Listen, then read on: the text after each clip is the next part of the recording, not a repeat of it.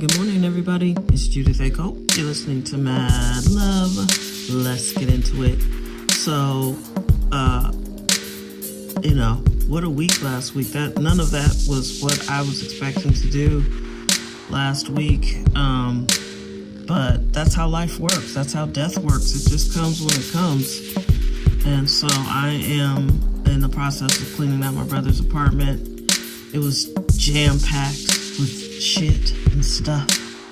And I always think, gosh, everything you ever worried about or wished you had or wanted, it doesn't even matter, because when you die, somebody's either going to give it away, throw it away, or, take some of it home, but eventually all the stuff you worried about, it just doesn't matter. I helped clean my aunt's facility room out. She lived in a facility when she passed. I had cleaned her house plenty. And we were just throwing out perfectly good clothes because she decided to write her name on the front of the outfit. And I'm like, you're not Ralph Lauren. Nobody wants your signature on their clothes, on the chest in black permanent marker. So brand new outfits had to just go in the trash because she had written her name on the front. Just a very interesting life here. So, yeah, I don't think people are like, it has to be so hard. And I'm like, no, it was hard watching him be in the bed sick like that, for so long, knowing he was treating his body so poorly. That was the hard part. This part is relatively easy. This is logistics, and I'll be honest, I don't think I've I gave away a lot of my mom's medical supplies because we got a shipment from hospice just right as she died. So I had to figure out who to give all that stuff away to. And turns out a lot of people have elderly sick parents. So that was pretty easy. But I still haven't cleaned out her closet fully. My sister came and got some stuff earlier, last year around Christmas, which was great. And now I probably just need to take all the rest of her stuff to Goodwill or somewhere, because we had to pare down her stuff when we moved about 5 years ago. And my brother moved into that space about 8 years ago. And some of that stuff hasn't been touched since he moved in there. And, he didn't have a team that was really that devoted to cleanliness. For me, in my bang, cleanliness is part of the care. If you're not cleaning properly the person in the space, you're not, to me, doing proper caregiving. But that's just how I was raised. Literally, my mom was a clean freak. So, anyway, it's gonna be an interesting week. It's so appropriate. Lord knows, you can go back some years and listen to some of the Easter seasons I've had, especially when I had such a terrible boss who was clearly trying to fire me, who was clearly not a good person. And it wasn't that he was a bad person because he was trying to fire me. It was the way he was trying to fire me. And, he was one of those people that just smile in your face, and pretended poorly that he liked me, but I knew behind closed doors he was doing everything in his power to trap me up and get me in trouble. And one of my coworkers used to say, but if he wanted to fire you, he just would. And I was like, yeah, except we're civil servants, and he's already cost the county and taxpayers $350,000. And I'm certain he doesn't. The optics of firing another person, a black female, would just look terrible on him. So, he just gutted it out. And I remember my first Easter season, with him.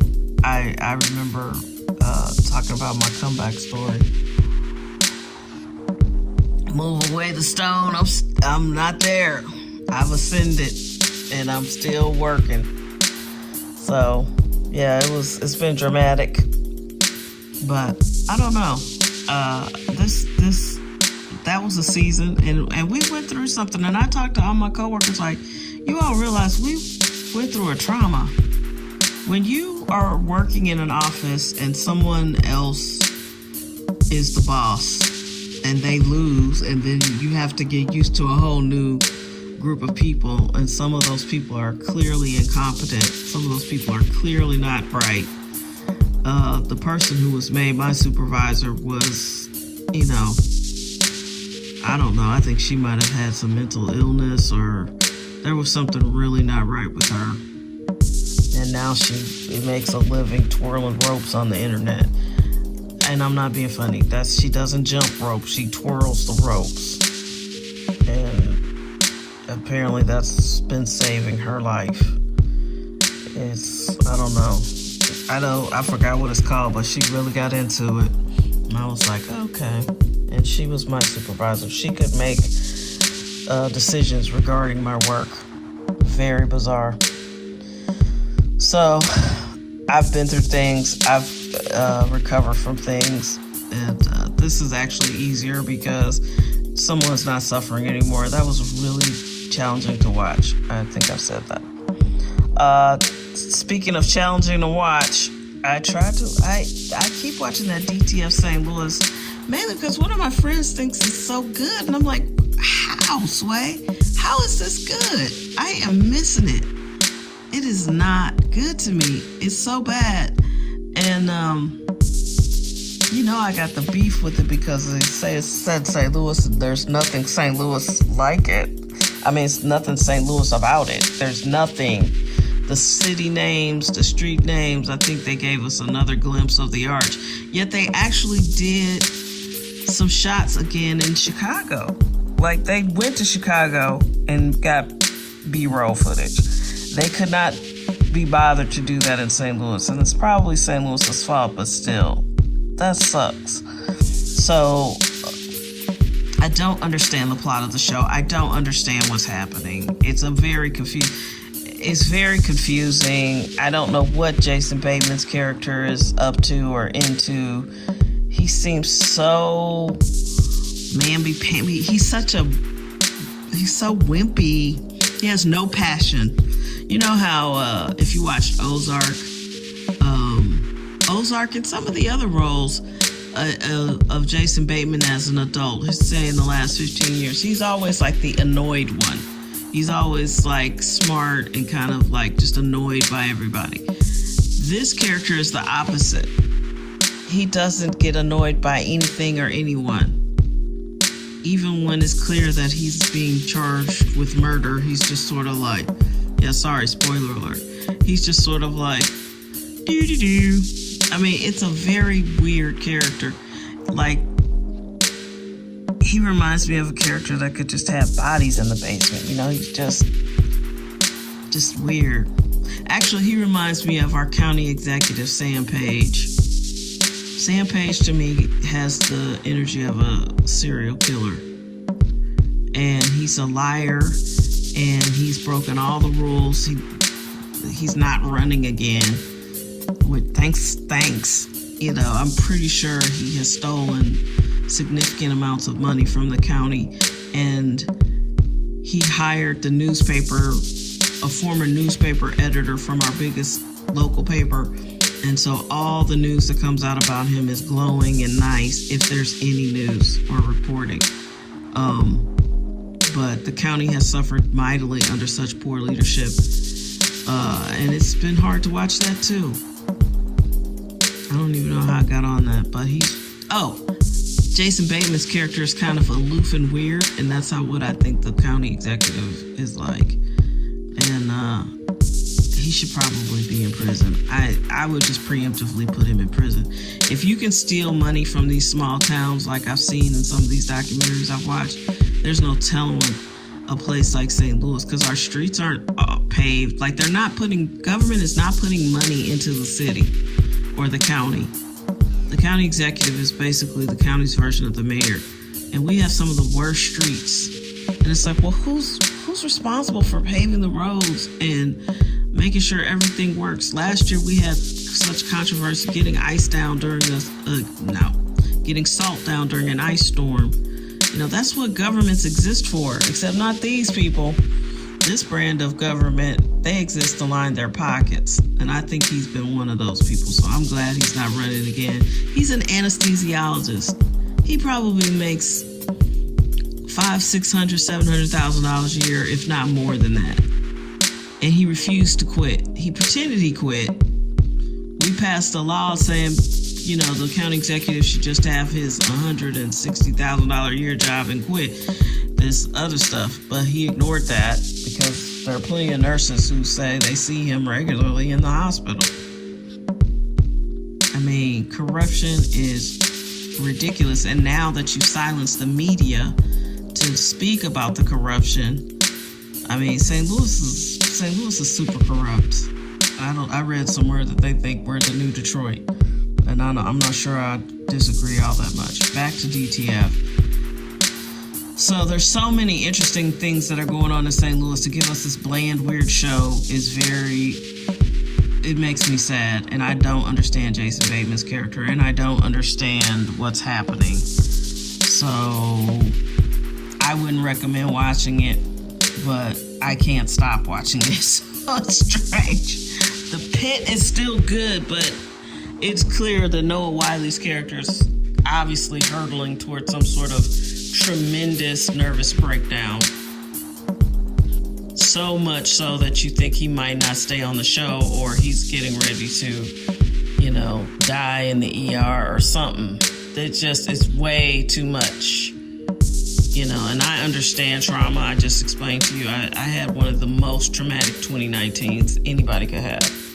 I was taking care of my mom. She was beginning to show some real signs of Alzheimer's, true signs.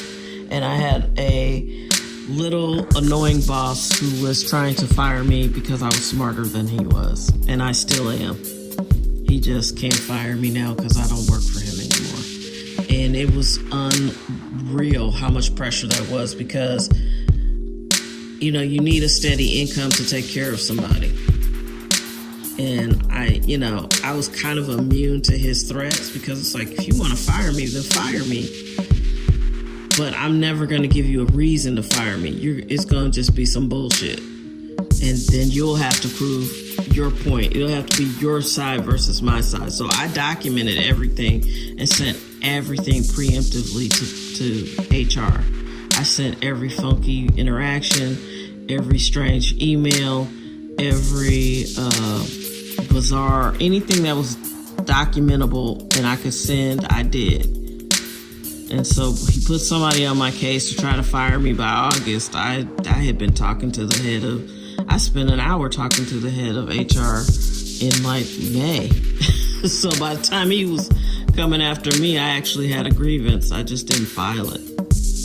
You know, it was a traumatic, terrible experience, and 2019 was very, very rough. I get coming to the breaking point, but it looks like his character just really isn't gonna make it, which I'm not in that writer's room, so I don't understand what's going on. I hate that they let the other black doctor go. She was so good. And they just sort of whiffed on her character and let her go, Dr. Collins. And then you got all these other new people, which I get because that's how it goes in the hospital. But it's like, why lose a great character? Why did the black character have to go? I never understand that. I feel like writers' rooms really struggle with trying to create diverse, interesting black women. You know what I mean? The only thing The Office didn't have on it was a routinely hilarious black woman. I don't think. In fact, I challenge any office with a receptionist named Pam. That character should have been black. Sorry, Jenna. Jenna Fisher, the homegirl. A receptionist named Pam is a black woman. And scene. So back to the Pit. It's very good. We got a couple more episodes. It feels like Dr. Robbie might be about to have a stroke or something. I've never seen someone contend so poorly with their stress. I am rewatching Billions. Turns out I never watched the first season. I didn't remember any of that because I'd never seen it before. And that makes sense. I usually go back, when I start a series, I usually go all the way back to the beginning, but I guess for some reason I didn't. So I picked up season 2, and I'm remembering the stuff but not very well, but I'm remembering it more. And it's a well done show, but season 1 did lay a lot of foundation that got ripped up in season 2, and I didn't quite have the emotional attachment to it because I didn't know about it. But I'm enjoying it. I think it's well done. With Succession, I went back and started watching the beginning. I went back to the first season of Succession, which I also recommend. It's on HBO. Succession is there are no good people on it. In Billions, there are a few characters you think might be good people, then you realize they're not. But Succession, you never think any of those people are good. You're not rooting for any of them. They're all openly awful. And it's supposed to be based off of the Murdochs from Rupert Murdoch's family. So I enjoyed Billions a lot. I enjoyed Succession a lot. You should watch it. I'm currently watching Billions, and I'm enjoying that. But it's got to be freeing as a writer to write characters that everybody likes, but they're not good people. That's so fascinating. But that's my story. Gonna go do a little bit of work over there this week. My production team did release a new project on the 27th. It's called Manifestations. You can find it on Spotify and Apple and almost everywhere you listen to music. You could buy a copy, that would help. Great project. I really like it. It's a bunch of remixes of older stuff that we've done, and it's really cool.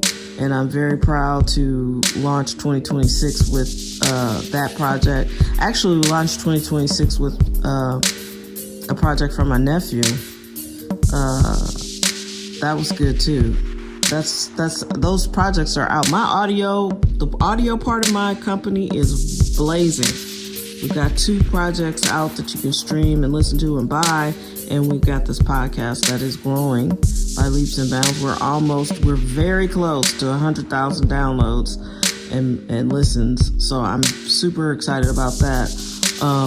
We did release a newsletter accidentally on Friday, but people read it. One of my friends was reading it yesterday and saw that my brother passed away and gave me a call. But yeah, that one was about the boundaries you have to put up when you're becoming the caregiver for a sibling.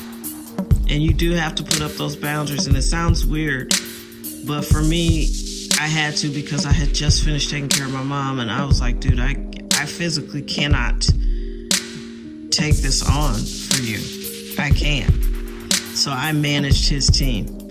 And it was his team, because I wouldn't have put that team together. So I'm hanging in there, doing really cool things, and I hope you're doing cool things wherever you are. Stay safe, be blessed, just do your best. Be your best self every day, and love the people who love you, because you don't know.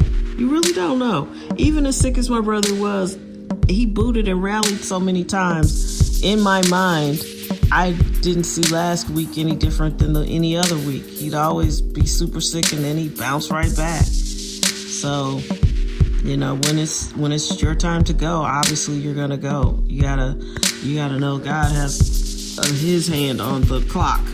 So the rest of us are just playing with blindly house money. So why would you waste any time? Don't waste any time. You don't know how much time you have left. There's somebody listening to this right now that may have, the end of today, or the end of this decade, or 20 more years. None of us know. So don't waste any of it. It's a precious commodity. Take care of yourselves. Have an amazing day.